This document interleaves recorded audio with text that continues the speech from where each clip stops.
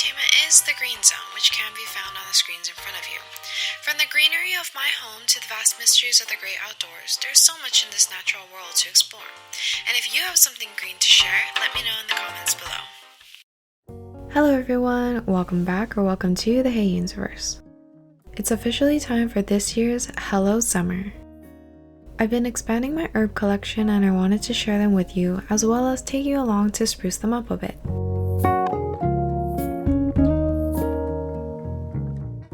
This first group consists of Mexican bush sage, salvia blue queen, salvia rose rhapsody, and salvia swan lake. I got these all from an Etsy seller.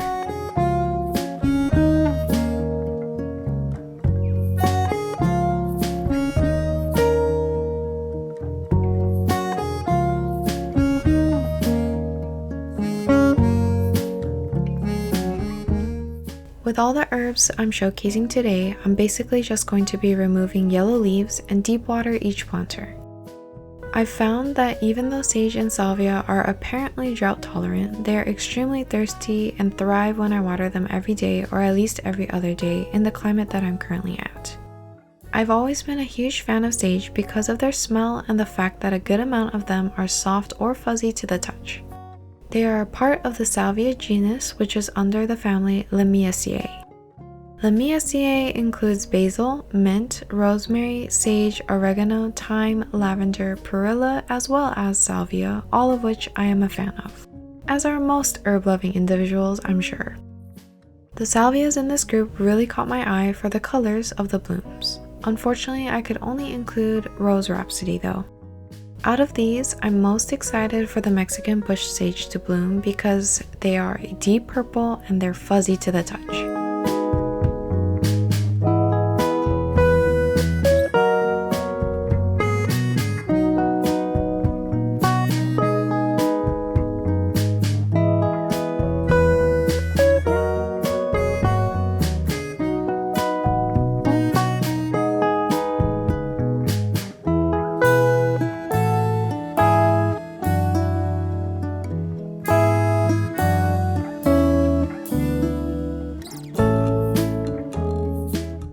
The second group consists of Berggarten sage, purple sage, extracta sage, and white sage. The Berggarten sage and the white sage are from a nearby nursery, the purple sage is from Burpees, and the extracta sage is from a local arboretum.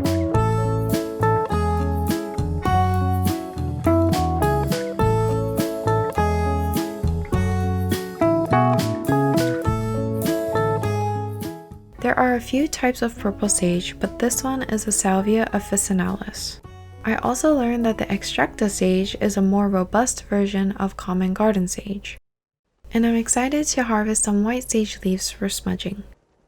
I personally am not using it for its spiritual association and attributes. I just like the smell the leaves give off when they're burned.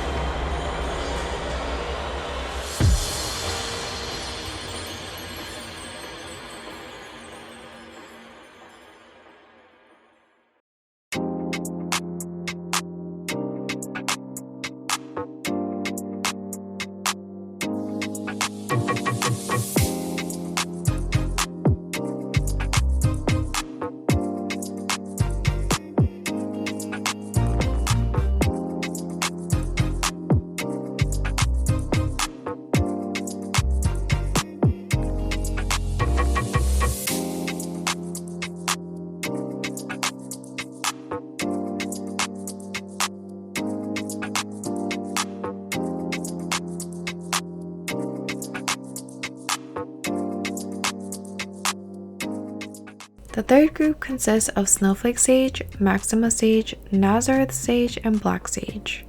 I got these all from an Etsy seller as well.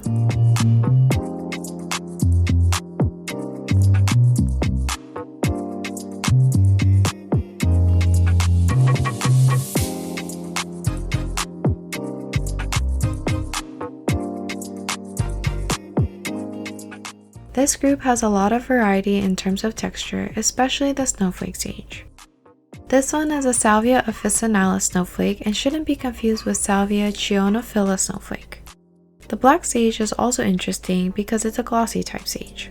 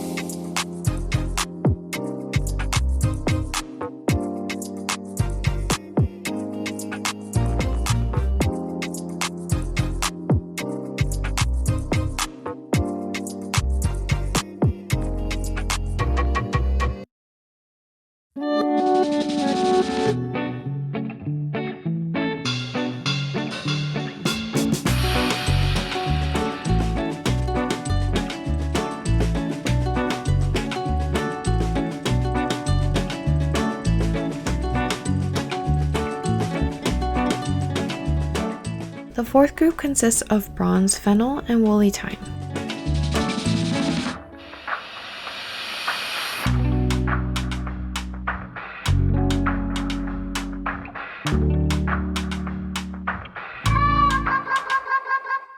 I fell in love with both of these at first sight and got them from a nearby nursery. I saw the woolly thyme for the first time whilst at the nursery, but I had been on the hunt for a nice bronze fennel after I saw a huge fluffy bush at a local botanical garden earlier this year.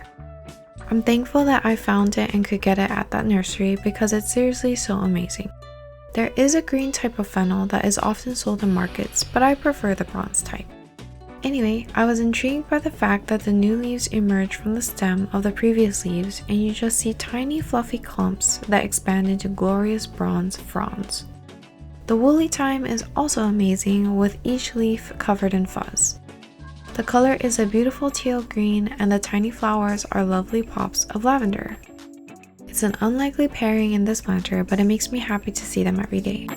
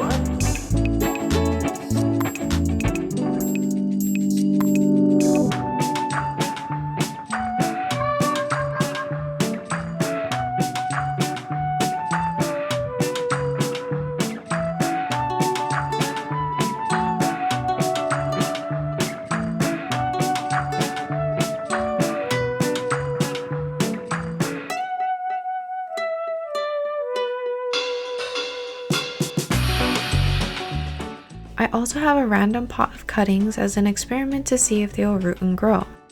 There are 2 ARP rosemary cuttings, 1 Tuscan blue rosemary cutting, and 2 Burgharten sage cuttings. I believe all of them are still alive and perhaps rooted, but the Tuscan blue is by far the healthiest and most promising of the bunch.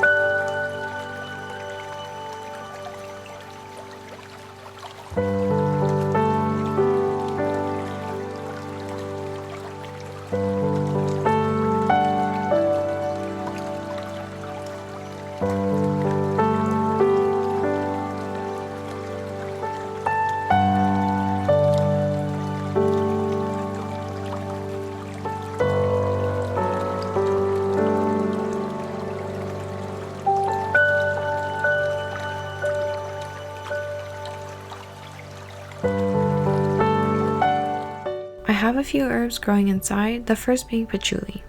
This is supposedly a good insect repellent, especially if you use the oil. But since mine died back to a stick after I got it from burpees, it'll be a very long time before I can harvest the leaves from it.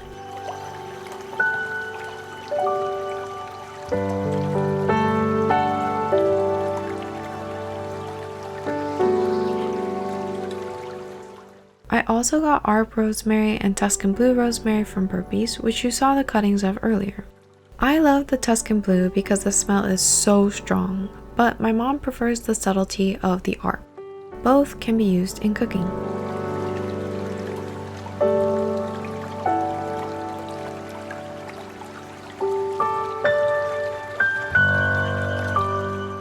And finally, a Munstead lavender, also from burpees.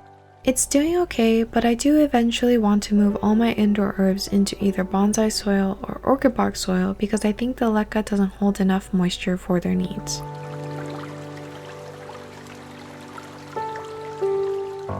Do you have an herb garden or any herbs at all? Let me know in the comments below and I'll catch you in the next one. As we come in for a landing, Carnian, I hope you had as much fun as we did on today's adventure. Until next launch, let's stay connected.